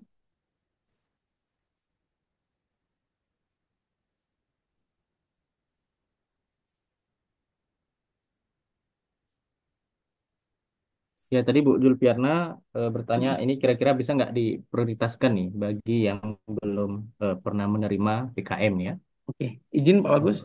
Silakan. Ya, ya terima kasih Piana Herni ya. Iya. Izin Bu, karena memang izin di sistem memang eh, sistem Litap Dimas itu juga ada auto blockingnya. Jadi misalnya nilainya itu tidak memenuhi standarnya reviewer. Contoh misalnya skalanya, saya tidak tahu ya berapa skalanya. Misal skala minimal itu 300 nilai. Jika misal pengabdi tadi ya, atau yang ingin mensubmit itu kurang dari 300, maka dia auto blocking itu gagal, Ibu. Jadi langsung dia terblok, pasti gagal. Makanya memang itu tergantung dari penilaian kualitas daripada reviewer. Nah, makanya memang malah Kemenak itu atau pihak Dita Bimas itu membuat lebih ketat lagi kan, bahwa identitas diri malah tidak boleh dimasukkan agar tidak terjadi bias, atau agar terjadi double blind. Jadi reviewer itu yang berdasarkan kualitas itu. Nah, ketika izin Bapak Ibu, misalnya kalau nilainya di bawah batas, maka dia sama sekali tidak akan bisa diluluskan karena memang dari auto blocking dari sistemnya Lita Dimas. Nah, jadi memang begitu Ibu. Jadi memang eh, karena dia by sistem sekarang ya. Jadi memang tidak bisa diinikan gitu. Dah, untuk beberapa misalnya ada yang lewat, nah itu akan nilai yang diberikan oleh reviewer itu secara otomatis secara sistem akan mengurut. Jadi akan diurutkan misalnya si A lebih baik dari si B karena memang nilai yang diberikan oleh si reviewer itu lebih tinggi. Nah, indikator penilaian itu sudah ada di sistem. Jadi di sistem Litab Dimas itu sudah ada dia memberikan nilai berapa. Nanti secara akumulatif akan muncul nilainya dan itu akan terscreening mana yang nilai paling tinggi hingga terendah gitu. Jadi izin Ibu, untuk itu memang untuk by system itu nggak wewenang kita kan. Oh begitu. Jadi Begini Pak memang Putra, iya. mohon maaf Pak Putra, Ibu, apakah sebelum dia kita kita memang kita mendaftarnya melalui sistem ya? Apakah tidak ada hak otonom dari UIN sebelum itu sampai? Apakah tidak ada misalnya? Ada misalnya mungkin UIN bisa melihat ini orang sudah biasa atau mungkin sebelumnya ada nggak jendela-jendela buat UIN kita ini bisa dilihat orang ini tahun ini, nah misalnya begitu Pak, apa nggak ada ya Pak? Pertamanya sekali sebelum dia masuk ke sistem. oke. Izin Bu, karena memang salah satu bentuknya kenapa dibuat dia di Liti Dimas biar agar transparan dia kan. Jadi memang dia memang berbasis kualitas. Jadi memang tidak bisa tidak tidak bisa dibuat seperti itu gitu. Eh Ya memang karena basis sistem tadi ya. Jadi memang tidak bisa dibuat misalnya gini, Ibu lah mengabdi nih, misalnya kan. Eh ini menjadi prioritas gitu ya. Ya ketika misalnya memang nilai dikasih reviewer itu di bawah standar ya kita nggak bisa melakukan apapun kan. Nah, mungkin begitu sih Bu. Karena model sekarang dia itu begitu. Kecuali mungkin yang di fakultas ya. Kalau dia yang di UIN itu karena by system itu dia agak sulit. Mungkin itu Oke. Bu. Ya, ya. Terima kasih Pak Putra. Terima kasih. Baik, terima kasih Pak Putra. Bapak Ibu, mungkin ada yang lain? Kami Ya, Pak silakan. Bagus. Nah, silakan Prof. Andri. Baik, makasih. Assalamualaikum warahmatullahi wabarakatuh. Pak Bagus, Pak Putra, dan Pak WR1. Eh, Kira-kira ini saya tadi agak terlambat ya. Kira-kira ada nggak dikasih template-nya, Pak Putra? Contoh eh, proposal yang layak atau yang kemarin itu lolos ya, yang menang gitu. Sehingga itu tadi kemungkinan untuk layu sebelum berkembang itu bisa agak dikurangi gitu. Mungkin itu juga karena kalau penelitian kita sering ada pelatihan-pelatihan ya kan sampai jurnal Scopus. Tapi kalau pengabdian ini kayaknya masih otodidak ya, banyak itu learning by doing aja, main hajar aja pokoknya. Jadi kalau memang ada yang dibantu dalam konteks itu ya, terutama nanti yang sulitnya kita ini kan hal pelaporan ya. Nanti bikin apa itu, bikin anggarannya segala macam. Kalau hal yang bersifat akademis mudah dia Pak Putra. Tapi begitu cerita soal pelaporan, nah ini karena background kita agak keuangan pusing nah, gitu. Tapi kalau ada template-nya dan itu menjadi template yang kita gunakan untuk apa ya? Contoh yang udah digunakan lah ya. Jadi kita bisa gunakan untuk pengajuan ini. Saya kira kalau ada akan sangat membantu sekali. Terima kasih Pak Putra dan Pak Bagus. Itu aja permohonannya. Assalamualaikum warahmatullahi wabarakatuh. Ya, siap. Salam Izin, warahmatullahi Prof. wabarakatuh. Terima kasih, Bro Andri. Ya, Nah, izin, silakan, Prof. Bro. Untuk sebenarnya kan untuk pengupdate sama juga dengan penelitian, Prof. Jadi ada fill in yang misalnya kita isi, Prof. Jadi misalnya kayak di latar belakang gitu ya, introduction atau misalnya rumusan masalah dan apa ya dan sebagainya. Termasuk misalnya rencana pembahasan, metodologi gitu ya. Sebenarnya kalau kita baca di Juknis itu sebenarnya sudah dijelaskan juga sebenarnya apa sih definisi operasional yang dimaksud dengan rencana pembahasan gitu ya. Izin Prof. Jadi memang sebenarnya sudah ada gitu. Nah, kalau untuk contoh, sebenarnya saya sudah mencoba kemarin beberapa kali. Kalau kita sudah login Prof di Litab Dimas, kita buka directory, kita buka, kita ingin melihat eh, contoh misal siapa yang pernah mendapat, itu saya lihat laporan akademiknya dia, misal begitu. Saya pernah coba begitu, ternyata bisa. Mungkin itu juga bisa menjadi apa ya? Mungkin panduannya. Dan tapi kan memang itu kita batasi dengan dari Kitab Dimas itu ada similarity. Itu mungkin yang membatasi misalnya supaya dia tidak sama dan juga tidak terjadi plagiat. Tetapi untuk misalnya ingin mencontoh sebagai role model, saya pikir sepertinya bisa di ketika kita login itu kita proposal orang lain itu di dalam. Jadi memang sebenarnya kita contoh untuk punya, coba saya contoh ya.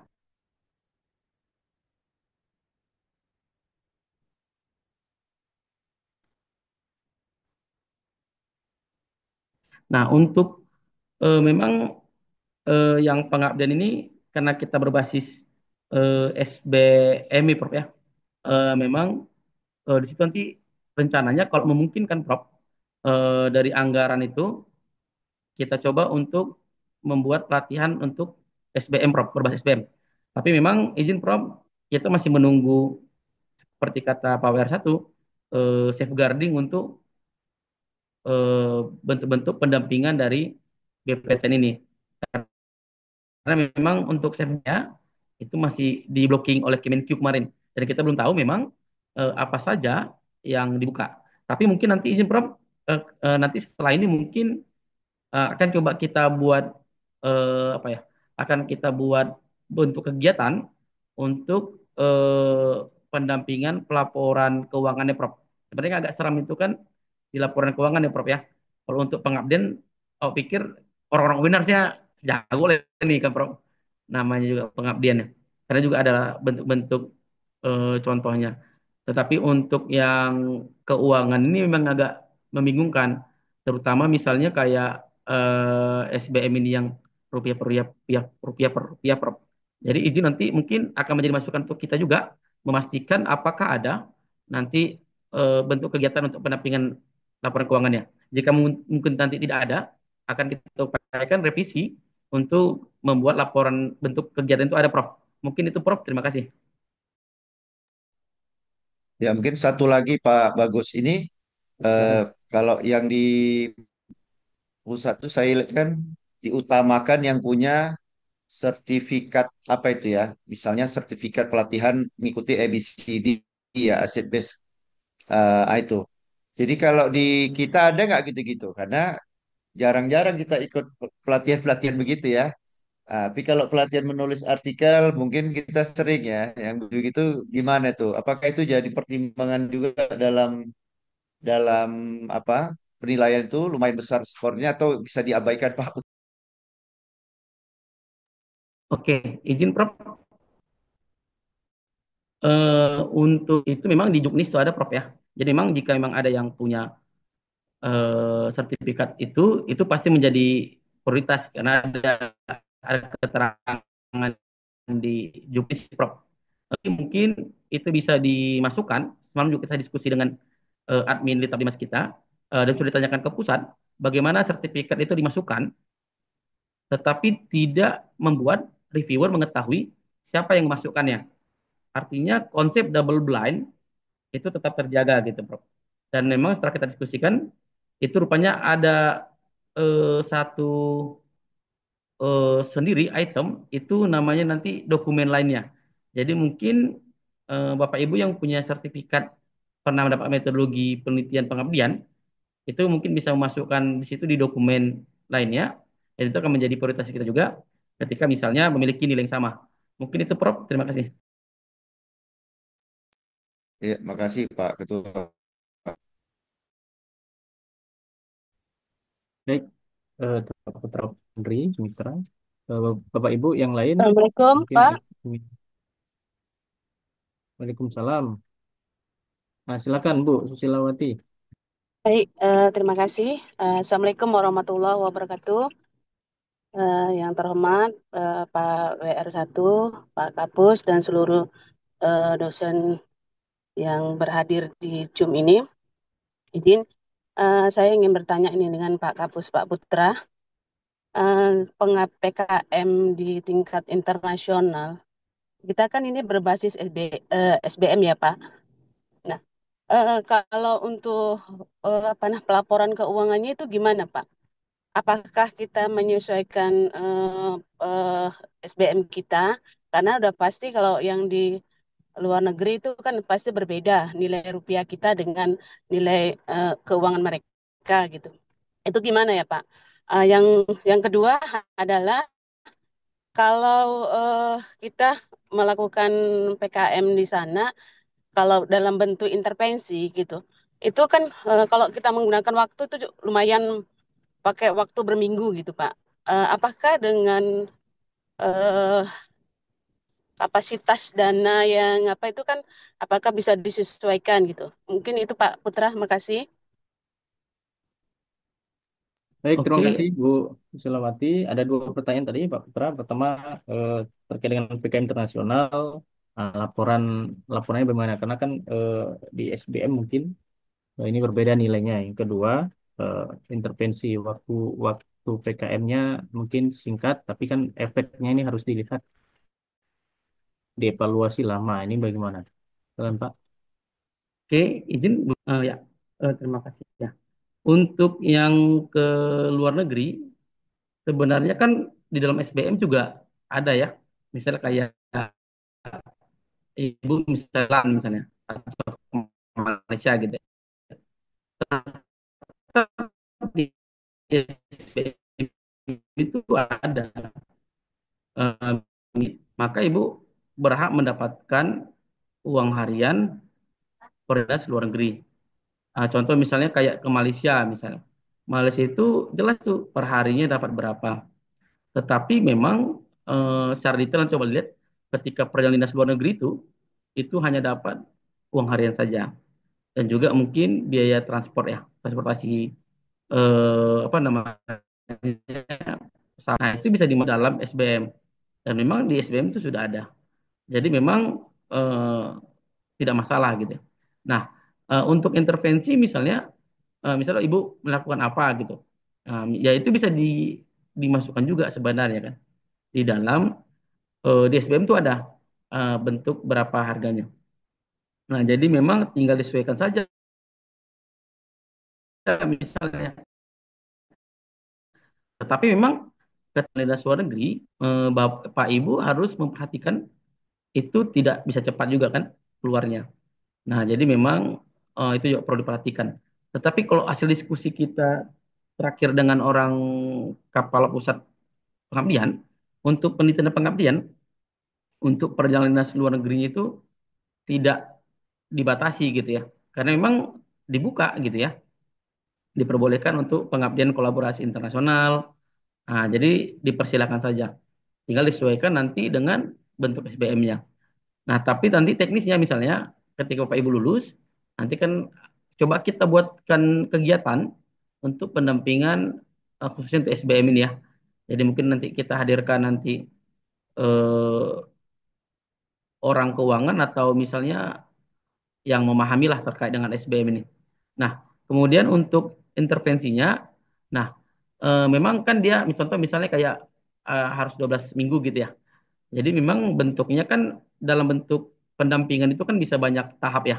Nah, misalnya kayak kalau dia PAR itu misalnya apakah asesmen dulu gitu ya, sampai nanti misalnya bentuknya intervensi, dan nanti mungkin bentuknya evaluasi gitu ya. Nah itu kan juga menjadi rangkaian sebenarnya bentuk pengabdian itu, bukan sebatas hanya ketika melakukan gitu ya. Ketika asesmen kan juga menjadi bagian bentuk rangkaian tahapan untuk melakukan pengabdiannya. Nah jadi di situ bisa dibuat menjadi berapa lama waktu yang dilakukan. Tetapi memang itu nanti mungkin harus dibuat bentuk dokumentasinya gitu ya, atau bentuk catatan-catatan yang dilakukan. Apakah bentuk misalnya pendampingannya Zoom atau misalnya melalui apa gitu ya. Nah, jadi bisa dilakukan dan itu terdokumentasi dan itu juga bisa dimasukkan dalam logbook. Nah, jadi ketika nanti bisa pemeriksaan, ya itu menjadi bagian yang perlu disampaikan dalam tahapan-tahapan pengabdian itu kan. Nah, jadi pengabdian itu kan gitu ya. Mungkin saja Baik, terima kasih. Bagaimana Bu Awati? Eh, dikit lagi Pak Kapus masih belum ini kan kalau kegiatan intervensi ini kan nggak mungkin kita menunggu waktu gitu. Apakah kita kembali ke tanah air, habis itu kita kembali lagi ke luar negeri atau gimana gitu? Apakah itu masuk dalam hitungan hitungan transportasi kita yang kita berapa kali kunjungan oke. gitu? Izin Bu. Ini kan sebenarnya konsep dalam pengabdian ini kan dana itu udah diserahkan ke Ibu ya.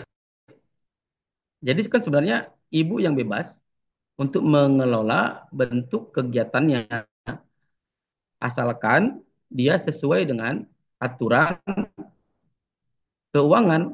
Nah, jadi misal saja misal Ibu 2 kali ke sana, 3 kali ke sana, itu kan bisa. Nah, tergantung bagaimana Ibu misalnya merancang bentuk kegiatan ini kan juga bisa dilihat nanti kan. Di rangkaian di keuangan bisa lihat misalnya. Bisa saja kan nanti bentuk pengabdian yang dilakukan misal di Malaysia 2 kali ke sana atau 3 kali ke sana kan. Itu kan bisa misalnya. Nah, makanya tergantung Ibu merumuskan di metodologi kan bentuk kegiatan seperti apa, tahapan-tahapan pelaksanaannya seperti apa gitu ya. Dan itu nanti misalnya didiskusikan juga dengan reviewer yang dari eh, pengabdian ini. Jadi nanti bisa juga menjadi diskusi nanti untuk di ketika seminar proposal nanti. Mungkin itu saja. Terima kasih, Bu. Silawati, Bapak Ibu, eh, sudah 3 orang sebenarnya bertanya, tapi kalau ada hal yang urgent, yang penting lagi, 1 orang lagi, kami silakan.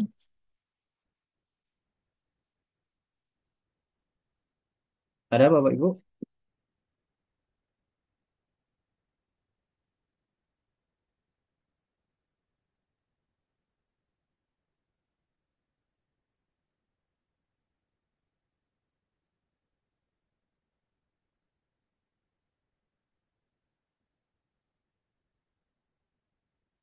Atau kita cukupkan? Gimana Pak Kapus?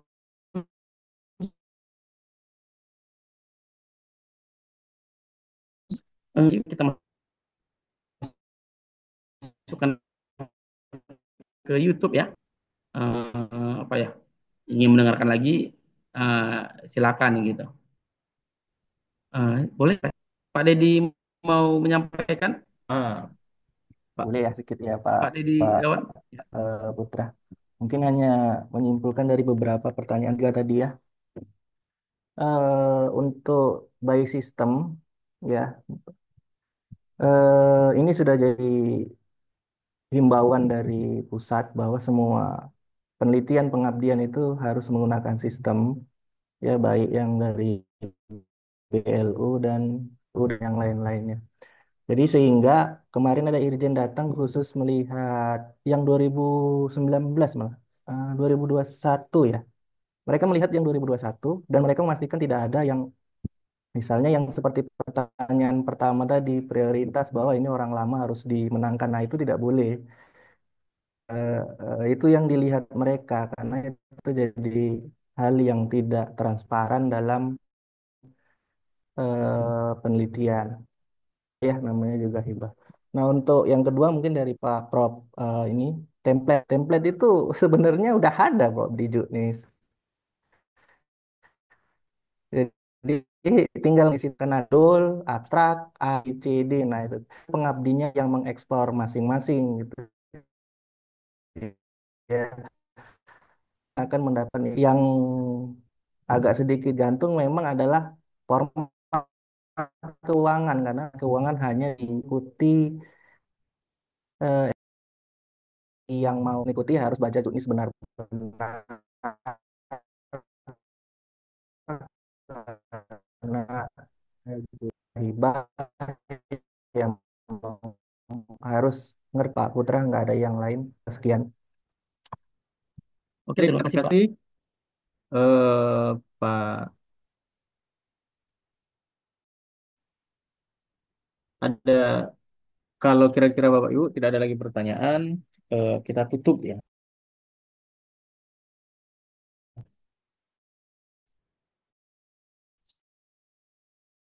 Sebelum itu Nah, mungkin ada ya Pak mungkin Putra barangkali. kita berharap ya kepada Bapak Ibu eh, eh, memberikan lah ya, atau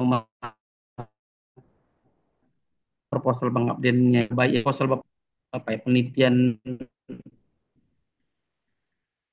pengabdian unggul lah gitu. Dan saya mohon lah ya, kalau Bapak Ibu pun nanti menerima, dibuat yang terbaik gitu. Karena kita kan dinilai dari luar gitu. Jangan sudah dapat tiba-tiba nggak dibuat yang terbaik, malu juga kita gitu. Jadi silakan buat proposalnya yang terbaik, melaksanakan yang terbaik, dan selesaikan outcome-nya terbaik gitu. Karena kan menggunakan anggaran negara gitu ya.